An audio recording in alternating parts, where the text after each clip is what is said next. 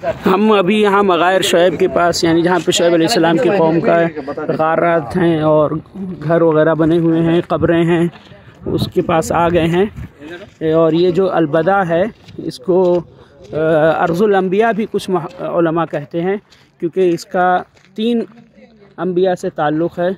एक तो शुएब अलैहिस्सलाम, दूसरे मूसा अलैहिस्सलाम का ताल्लुक़ है, तीसरे हमारे नबी मोहम्मद सल्लल्लाहु अलैहि वसल्लम का ताल्लुक़ है। और आप सल्लल्लाहु अलैहि वसल्लम ने इसी तरह जो मुख्तलिफ़ इलाक़ों में दावत व तबलीग़ के लिए ख़ुतूत इरसाल फरमाए थे और दावत व तबलीग़ के लिए इस्लाम की दावत दी थी, इसी तरह आप सल्लल्लाहु अलैहि वसल्लम ने यहाँ अलबदा के इलाक़े में मकना के लोगों के लिए भी इस्लाम की दावत दी थी और ख़त इरसाल फरमाया था।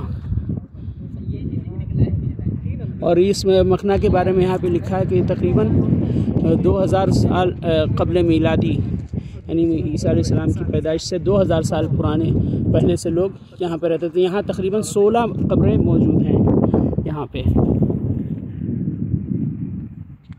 अभी यहाँ हम जा रहे हैं। देखिए आप यहाँ की जो पहाड़ी है और उसको देख सकते हैं, ओला जो मदाइन सालेह का जो इलाका है, उसमें दोनों में फ़र्क है काफ़ी। दोनों की डिज़ाइनिंग में, दोनों के तर्ज़ तामीर में फ़र्क है, बनावट, उन लोग की इंजीनियरिंग और इनकी इंजीनियरिंग में फ़र्क है, काफ़ी फ़र्क है। ये ज़्यादा ऊंचे पहाड़ नहीं हैं और जो इन लोगों ने बनाया वो ज़्यादा बड़ा भी नहीं बनाया है। इसके मुकाबले में जो शुएब अलैहिस्सलाम के, सालेह अलैहिस्सलाम के कौम के लोग हैं, वो काफ़ी माहिर हैं। जैसा कि कुरान में भी उसका ज़िक्र है कि अल्लाह ताला ने उनके लिए पत्थरों को और जिबाल को बिल्कुल नरम कर दिया था और वो लोग उसी में अपनी महारत को ही सब कुछ समझ बैठे थे और अल्लाह ताला की इबादत और इस्लाम को उन लोगों ने कबूल नहीं किया और नबी की सालेह अलैहिस्सलाम की दावत को कबूल नहीं फरमाया। तो ये पिछला इलाका दिखाता हूँ जहाँ वो खजूर के बागात दिख रहे हैं, उसी के करीब अभी हम थे जहाँ शुएब अलैहिस्सलाम का कुआं था। और इसी तरह उसके पीछे जो ऊंचे पहाड़ दूर नज़र आ रहे हैं वही जबल लौज़ है, लेकिन आने के लिए दूसरी तरफ से आना पड़ता है। और जब मूसा अलैहिस्सलाम जब यहाँ आए तो तकरीबन 10 साल उनका क़याम रहा।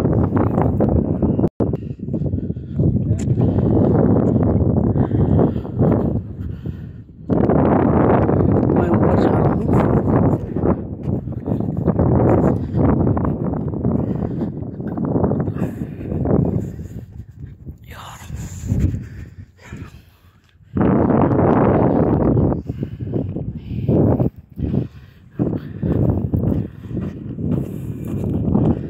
देखने में काफ़ी दूर से काफ़ी नीचे लगता है, लेकिन जब चढ़ें तो काफ़ी थकान हो जाती है।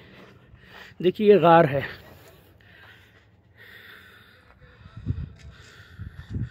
अंदर चलता हूँ। इसके बारे में कहा जाता है ये कब्र है, लेकिन काफ़ी नीची दीवार है, यानी मैं मुकम्मल तौर पे खड़ा नहीं हो पा रहा हूँ।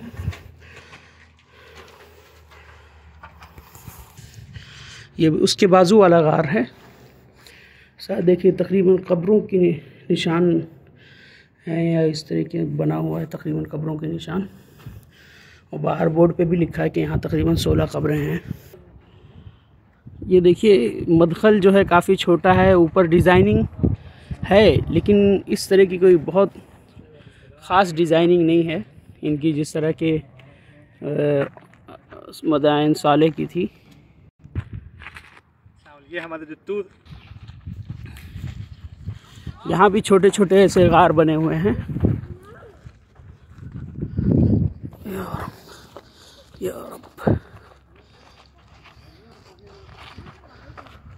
देखो इधर जो है थोड़ा डिजाइनिंग के कुछ बने हुए हैं।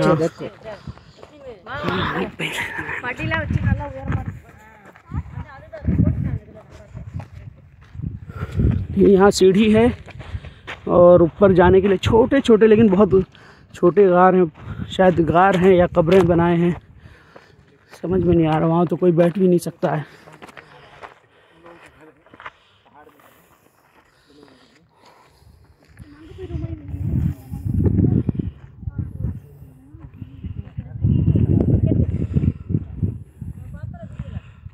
आओ शेख, शेख अंदर नहीं।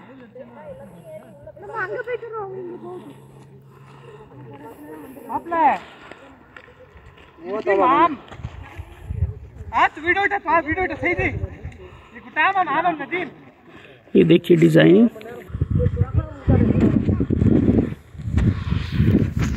ये अभी थोड़ा और ऊपर हम लोग चढ़े हैं। ये तकरीबन एक बड़ा कमरा दिख रहा है। डिजाइनिंग देखिए एंट्रेंस की। मेरा फोटो मुझे लो इसमें।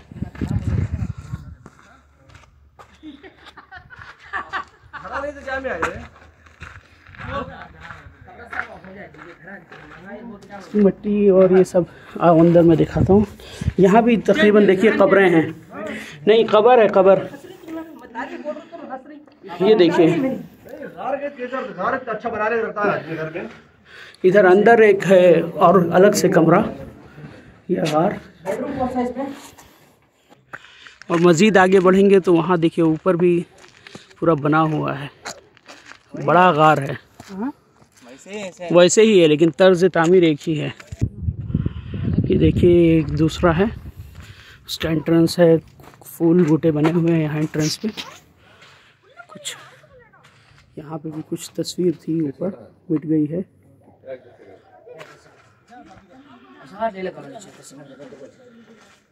कुछ लोग इसकी ये अहम और तारीख़ी चीज़ों को ख़राब भी कर रहे हैं। देखिए अभी किसी ने RA लिख दिया है, इसी तरह कुछ लोगों ने अल्लाह अकबर, यानी इस डिज़ाइन को ख़राब कर दिया कुछ लोगों ने, क्योंकि ये आसार क़दीमा हैं, हज़ारों साल पहले की बाक़ियात हैं। यहाँ भी क़ब्र ही है, अंदर कई क़ब्रें हैं एक साथ।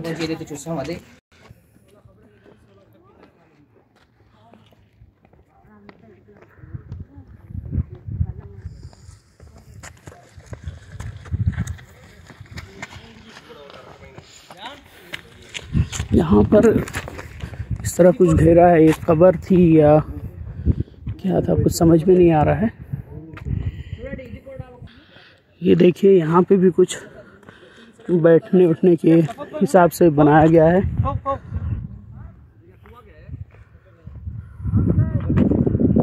ऊपर जाने के लिए सीढ़ियाँ भी बनी हुई हैं, ऊपर जाने की हिम्मत नहीं है।